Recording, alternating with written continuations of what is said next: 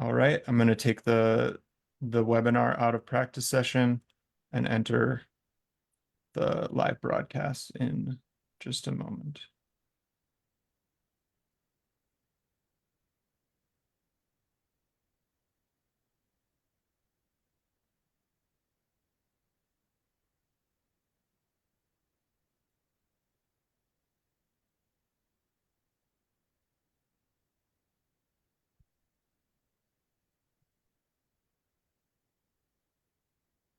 Visual description of the slide on the screen. League of Women Voters of the Grand Traverse Area logo. February 20th, 2024. Diversity, Equity, Inclusion, and Voting. Presenters Benjamin Marentette, City Clerk for City of Traverse City. Sarah Lutz, Deputy City Clerk for Traverse City. Moderator Christina Schlitt. Interviewer Jeanine Easterday. ASL interpreter Jacquelyn Richer. Sponsored by League of Women Voters, Grand Traverse Area, lwvgta.org.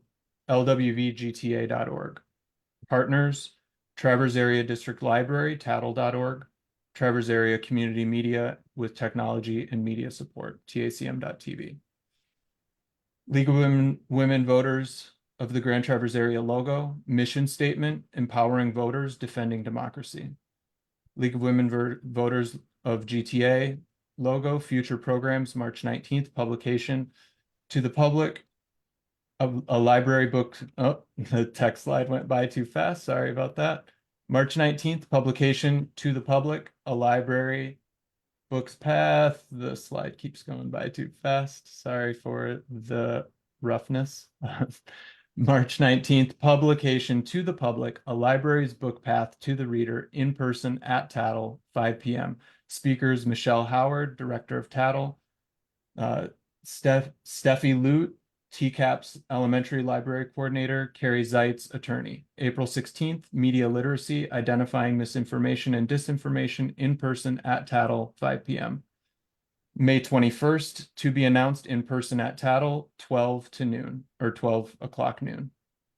Programs will be a mix of live, virtual on tacm.tv/community TV now, and LWVGTA's Facebook page and broadcast on Channel 189 with Spectrum TV in Northwest Michigan. Recordings of the program may be viewed on TACM's website and LWVGTA's Facebook page following the live presentation. All programs are the third Tuesday of the month. The League of Women Voters is a nonpartisan organization. We do not support or oppose any political party or candidates. We do not encourage inform. I am sorry that I am struggling with the slides. We do encourage informed and active participation in government and work to increase understanding of major public policy issues. Find us on Facebook, Instagram, Twitter, X, and at lwvgta.org. Please go to our website if you would like to become a member. And I am not a member of LWVGTA. Just officially, I was just reading the slides. My name is Matthew Kern. I have a few accessibility notes to start with, but my computer is freezing up, so it'll be just a moment if you can bear with me. I'm trying to stop the screen share and it's frozen up.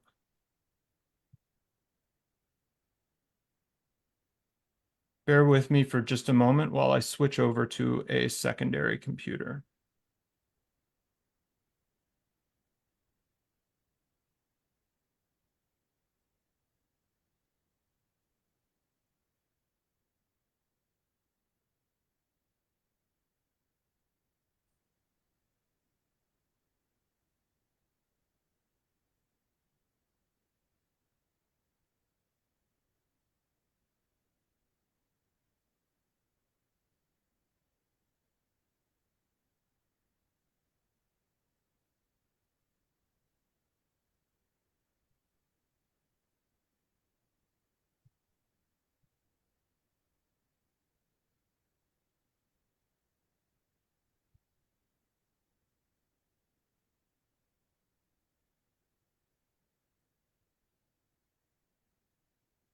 I apologize for the technical difficulties. My computer just froze, but now I have a couple accessibility notes before we begin today's presentation. Um, as you may have noticed, there are a lot of accessibility options that are offered for today's event, and I'll just run through them very quickly on how to utilize them. If you're joining via the Zoom app, on a computer, a smartphone, or a tablet, you may notice that there are Zoom controls on the screen, but they might be hidden until you interact with the app on your device. So if you are on a computer, you may need to move your mouse in order to be able to show the Zoom controls at the bottom of the screen. If you're on a smartphone, they will also be at the bottom of the screen, but you may need to tap the center of the screen first. If you are on a tablet, they'll be in the top of your screen, but again, you may need to tap the screen first for them to show up. Most of the accessibility options will be shown there then at the top or the bottom, depending on the device you're at, but you may have to go into a menu that says more, which is signified by 3 dots. Then under that menu or out in the normal Zoom interface, you will see that there is an option for ASL interpretation, and that by clicking on the ASL interpreter button, you will be able to see our ASL interpreter, Jacquelyn Richards' video, and you'll be able to resize that accordingly if you need the video to be able to be resized. Then on the Zoom app, you'll also notice that there are customizable captions at the bottom that you can turn on and off, and those captions can be resized or the color changed, and all of those options are in the captions menu. You can also translate those captions into 35 different languages, which can all be seen there under the captions translation menu. Then if you have any technology questions, you can call our technology support line at 231-929-4188. Again, that's 231-929-4188. For the Q&A portion of the event in the Zoom app, you can ask questions using the Q&A button or using the chat. If you are in need of technical support, you can also put that into the chat as well, or raise your hand.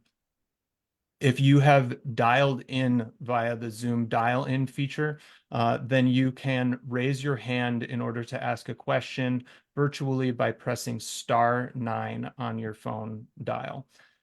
If you are on Facebook Live, you can enable or disable the captions manually there using the CC button on the screen, and you can also ask questions or seek technical support in the comments on the Facebook video. If you are watching cable channel 189, captions will be baked into the video, and if you have any issues with that, you can call 231-929-4188. Again, that's 231-929-4188.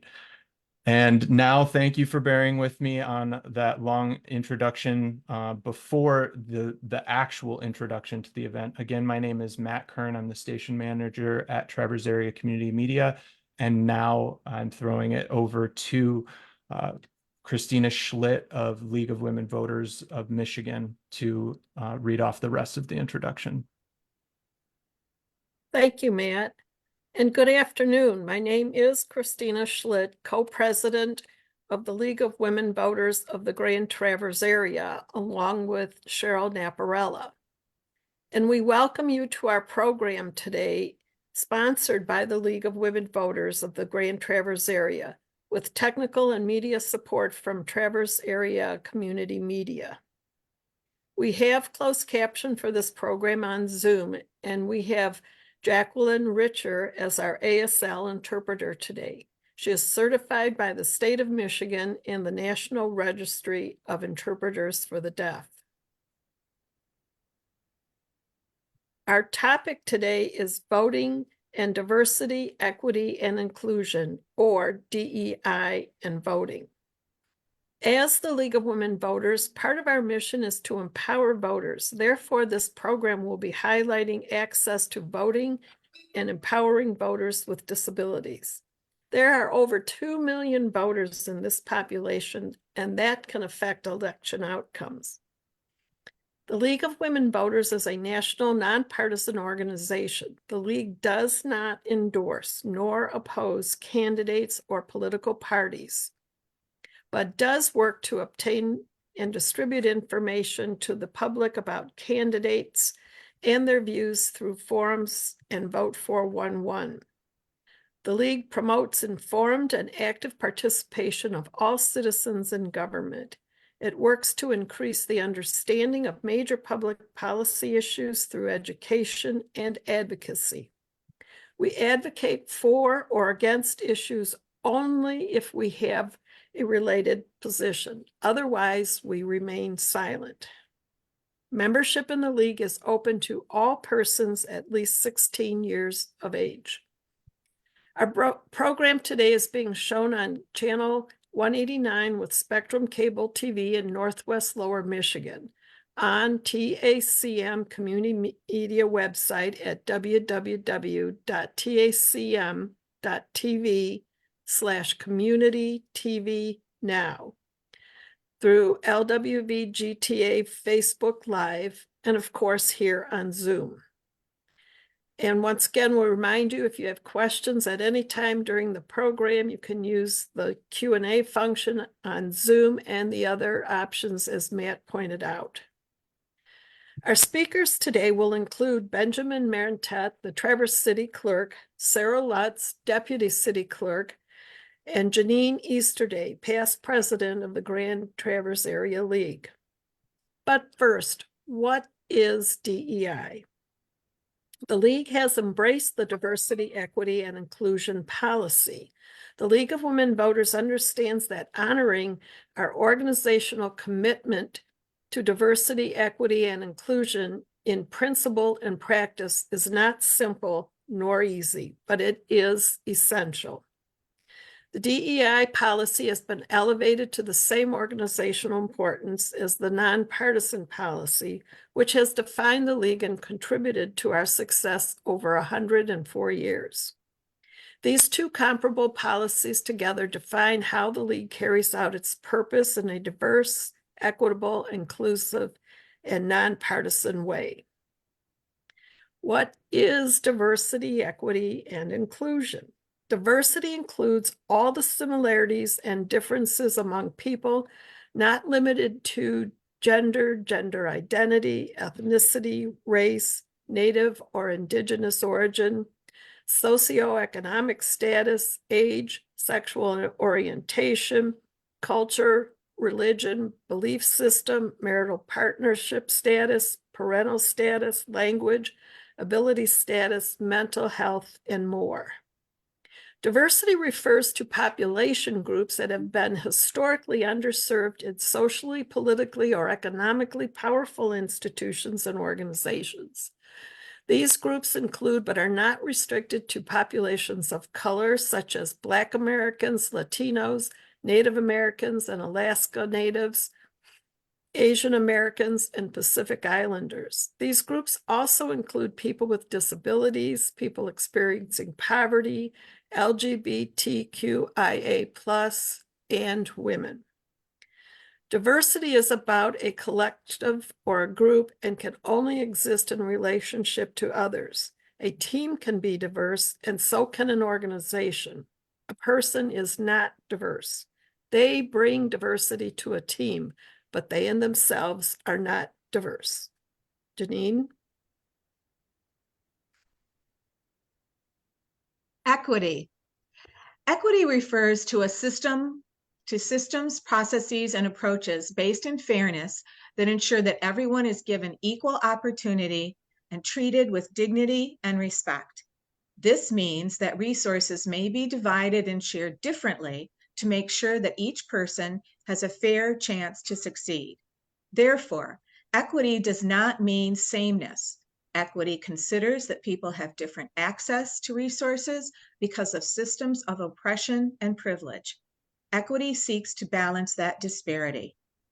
Improving equity involves increasing justice and fairness within the procedures and processes of institutions or systems, as well as in their distribution of resources, including opportunities. Equity also means there is transparency regarding what actions or conditions lead to what outcomes, and everyone knows what to expect in terms of consequences and rewards. Tackling equity issues requires an understanding of the root causes of outcome disparities within our society. Equity prioritizes efforts to ensure the most underserved and marginalized among us have as much an opportunity to succeed as the most well-served and advantaged. By considering the various advantages and disadvantages that people face, we work to ensure that every person has an equal opportunity to succeed. Christina Schlitt. Thank you. Christina Schlitt speaking. Inclusion is the act of ensuring representation of people and perspectives into a group or structure. Inclusion is an ongoing process, not a static state of being. It is a dynamic state of operating that leverages diversity to create a healthy, high-performing organization and community. Inclusion refers to the degree to which a diverse set of individuals can participate fully in collaboration, strategizing, and decision-making within an organization or group. We are highlighting today as the point of this meeting to include one of the many underserved populations. An inclusive environment ensures equitable access to resources and opportunities for all. It also enables individuals and groups to feel safe, respected, engaged, motivated, and valued for who they are and for their contributions toward organizational and societal goals. While an inclusive group is diverse, a diverse group is not always inclusive. Being aware of unconscious or implicit bias can help organizations better address issues of inclusivity.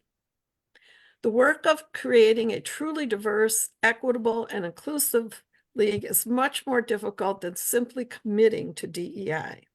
DEI work is strongest when it is collaborative. Today, we are using the DEI lens to bring this program to you. Thank you. And with that, I would like to reintroduce fellow league member Jeanine Easterday, past president of the Grand Traverse Area League. Jeanine? Thank you. Benjamin Marentette has served as city clerk since the unanimous confirmation of his appointment by the City Commission in September 2011. In his role as city clerk, he has responsibilities including spanning areas of licensing, risk management, elections, communications, governance, and financial disbursement oversight for over $150 million annually. He holds a Master's of Business Administration and recently completed the Public Leadership Program at Harvard's Kennedy School of Government. He loves Traverse City, but he loves his husband even more, and they lead an active, light social life in Traverse City. I would also like to introduce Sarah Lutz, the Deputy Clerk for Traverse City. Sarah has served as the Deputy City Clerk for Traverse City since her appointment in June 2021. She has over 10 years of election administration experience, having previously served as Chief Deputy County Clerk for Grand Traverse County in the Election Division. Ms. Lutz was selected as Deputy Clerk of the Year for the state of Michigan by all township, village, and city peers in 2023. Sarah serves in a key partnership role with the City Clerk and is instrumental in all aspects of election service delivery and all areas of services provided by the City Clerk's office. So let's begin with our first question. This would be directed to Ben. Ben, let's begin with how has the City of Traverse City addressed the issues of diversity, equity, and inclusion? Great, thank you. This is Benjamin Marentette talking, and thank you first for putting this program together. And your question about how the City of Traverse City has worked to think about and be mindful of DEI in terms of our service delivery spans multiple areas, including In our police department, we now have a social worker who assists in bridging the gap between some oftentimes unhoused individuals within Traverse City in connecting them with the resources that they need in their lives. That's one particular area that we're very proud of. Another is with respect to elections, we have worked to incorporate all the changes in Michigan election procedures and reforms to our Constitution that provide a pathway for people to participate in the voting process as independently as possible.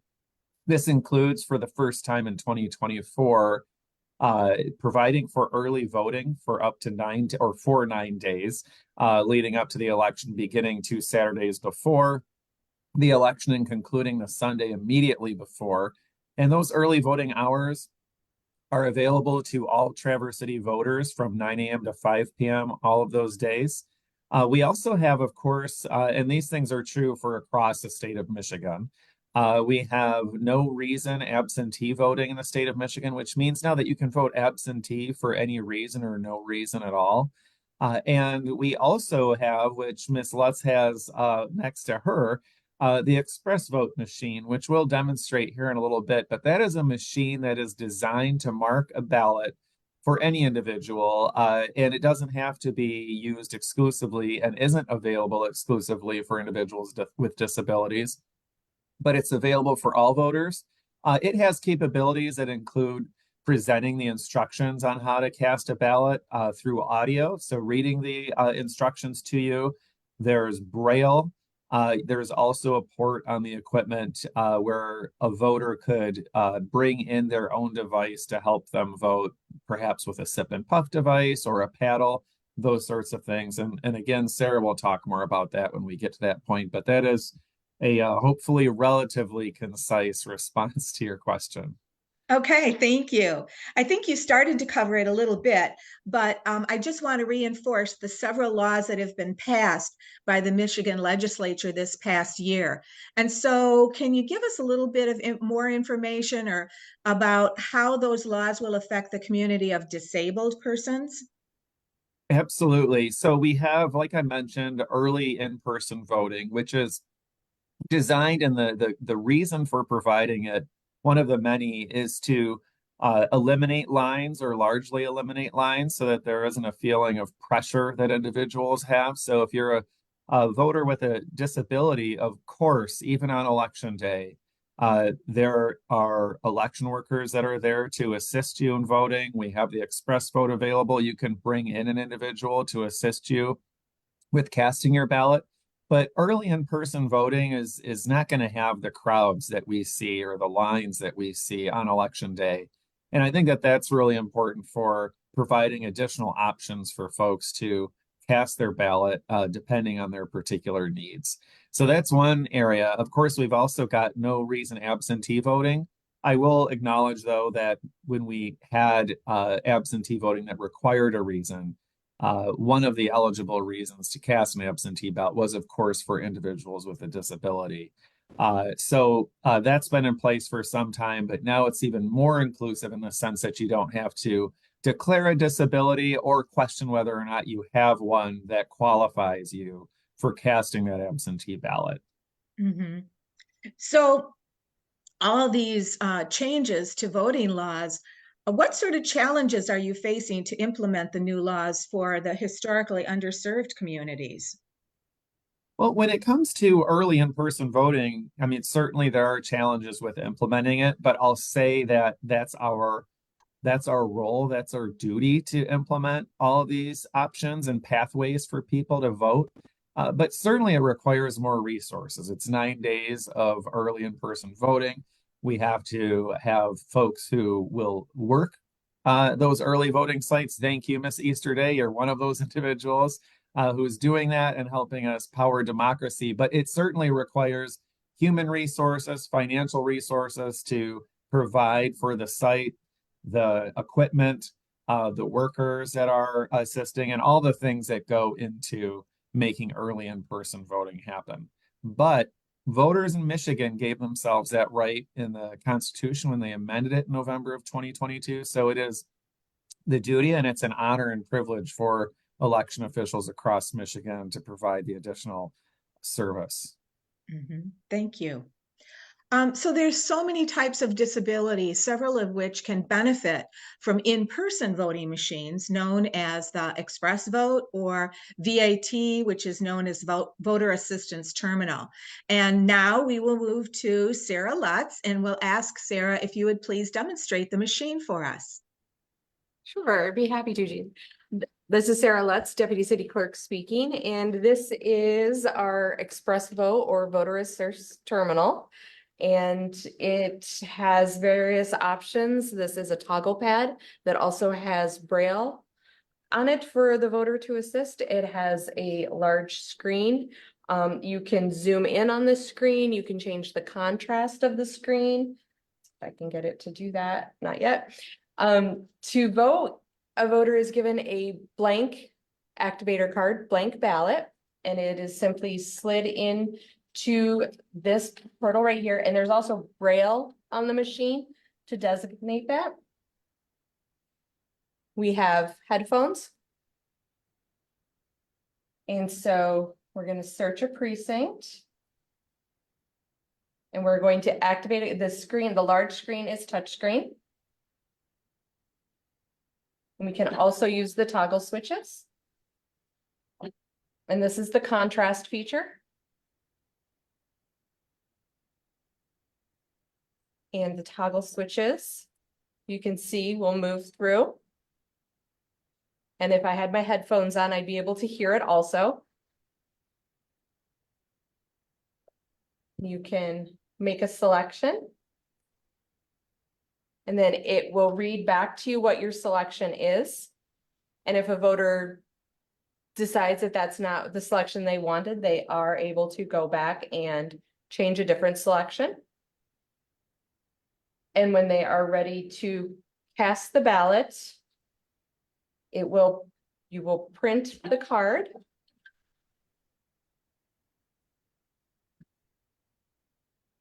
It takes a moment. And the card will print out. And then this is what is put in the tabulator to tabulate the vote. So the Express Vote Terminal is a marking tool, marking device for individuals.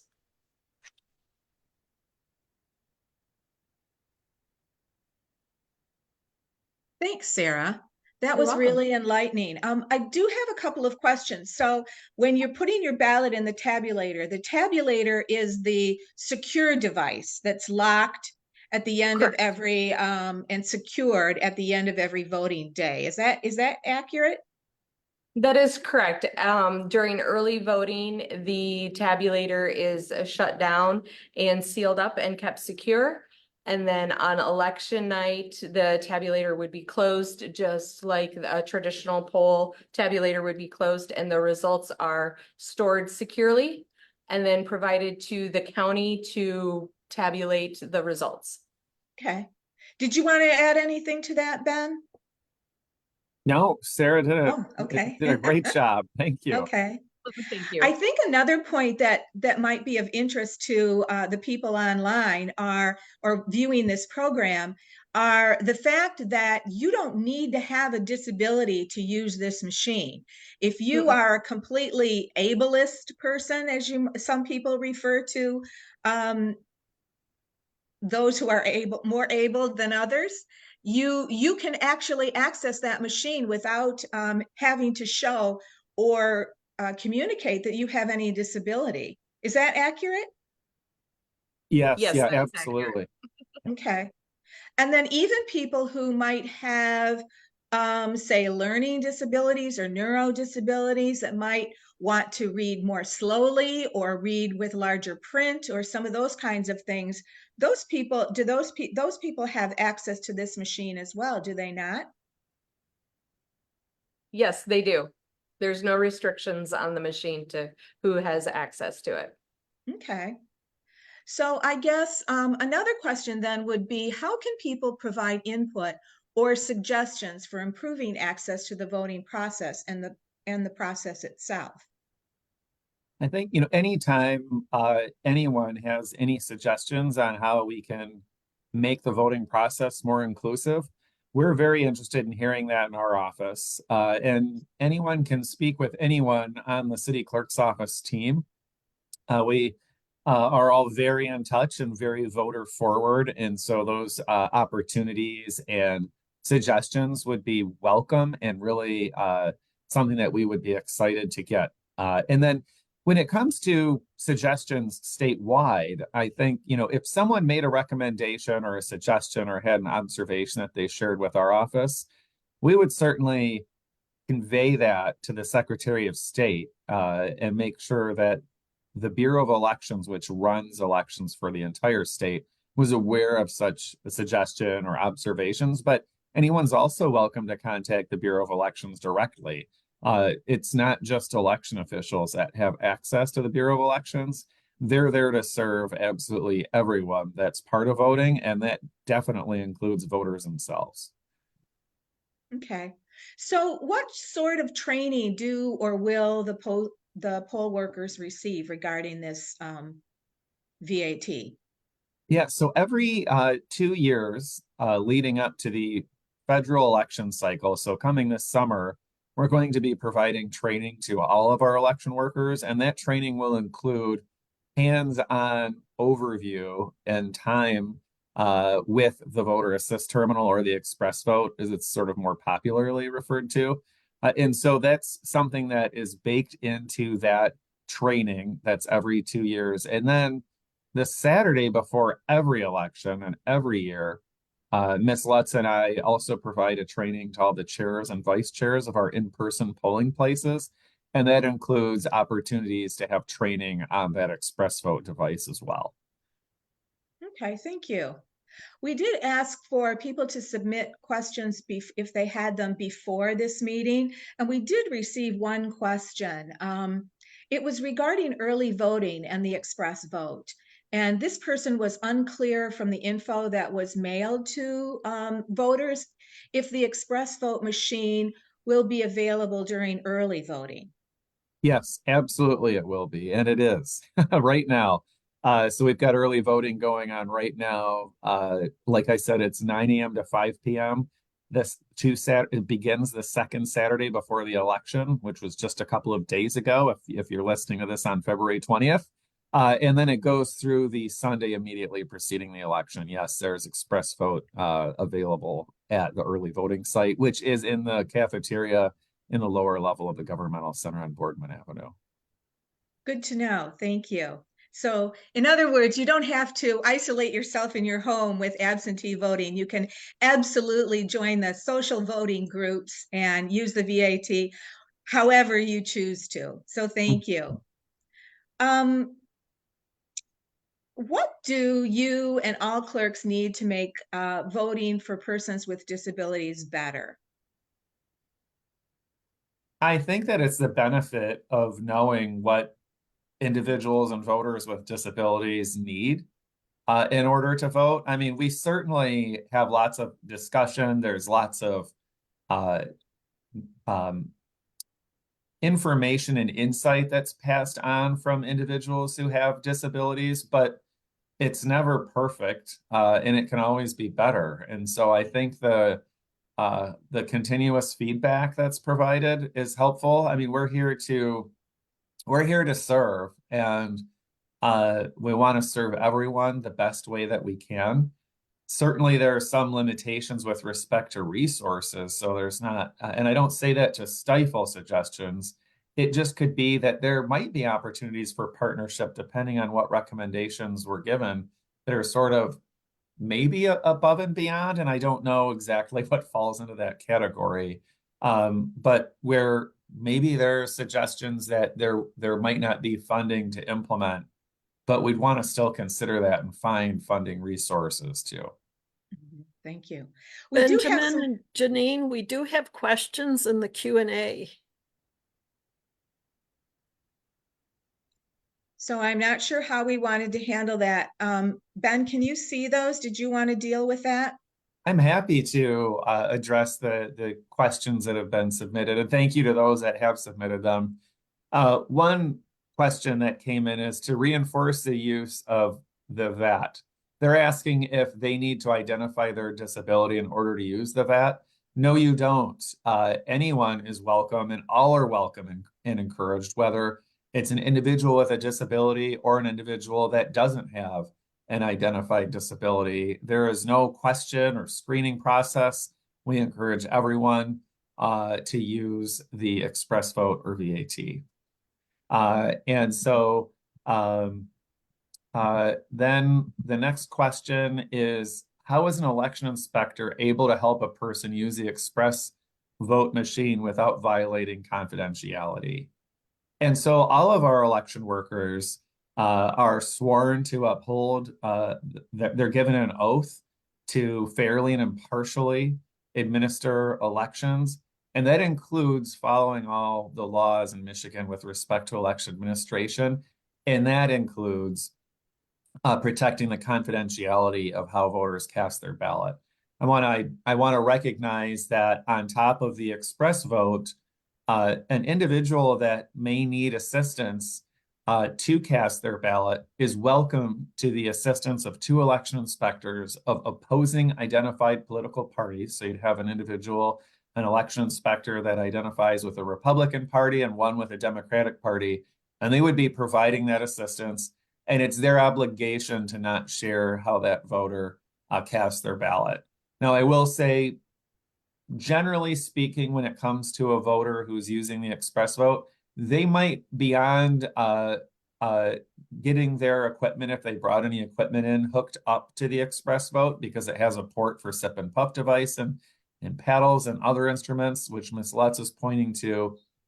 Beyond doing that and perhaps inserting the ballot into the voter assist terminal, the election inspector could then essentially step away from the machine and allow the voter to vote independently if they chose.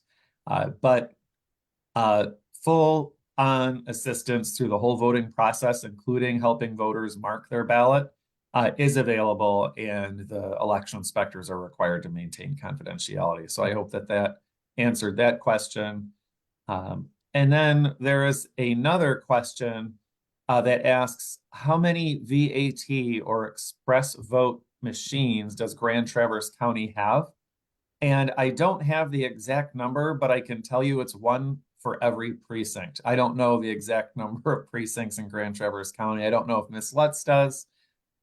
Approximately 36.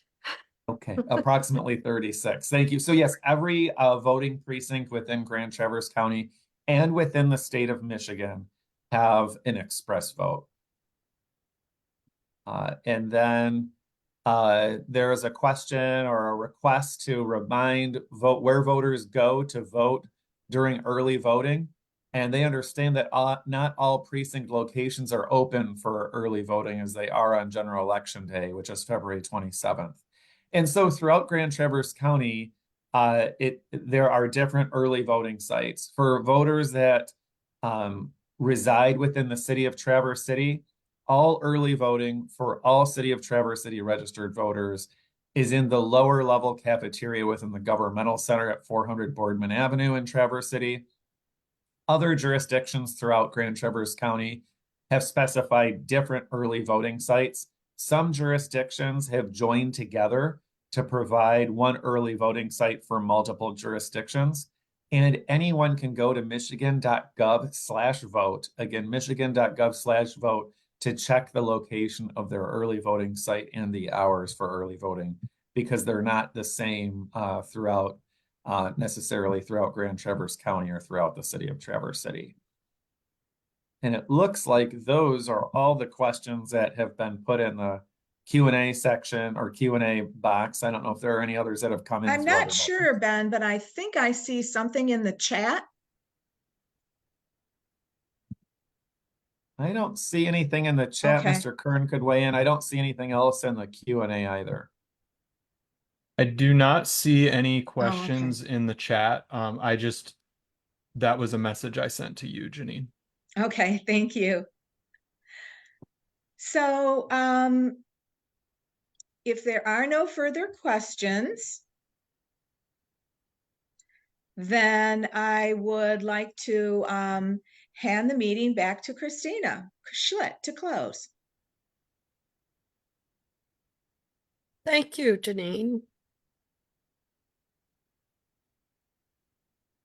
Christina Schlitt speaking, and many thanks to Benjamin Marentette, Sarah Lutz, Jacquelyn Rich, Jeanine Easterday, and of course to you, our audience, for tuning in today.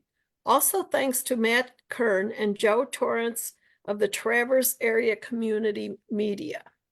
To find out more about the League or to join, please visit our website at www.lwvgta.org.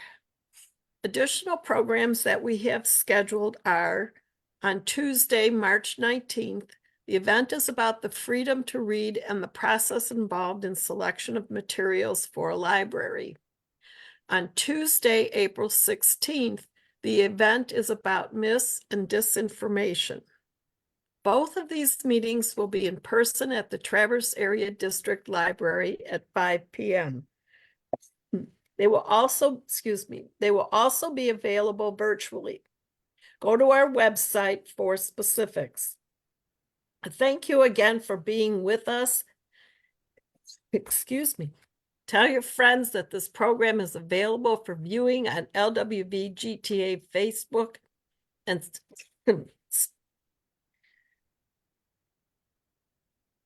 my apologies. On Spectrum Cable TV, channel 189 in Northwest Lower Michigan. Have a great day.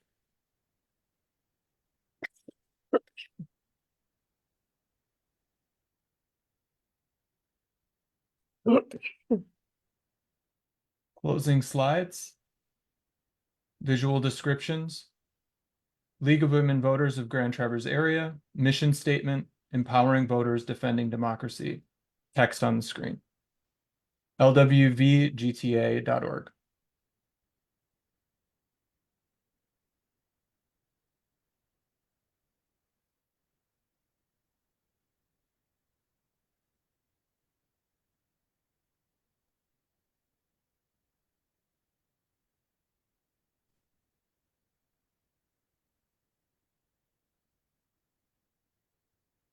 The slides are not advancing, so thank you for joining us today. Sorry about the technical difficulties with the slides. My computer has frozen again, so again, I don't have control. Thank you for joining us. This is Matthew Kern of Traverse Area Community Media, and that is it for today's broadcast. Thank you for everyone that helped make this event possible. And tune in to channel 189 if you would like to watch this program again, or you can go to tacm.tv. Again, that's tacm.tv. And this is also available on the League of Women Voters Grand Traverse Area Facebook page to watch back again there. Thanks so much.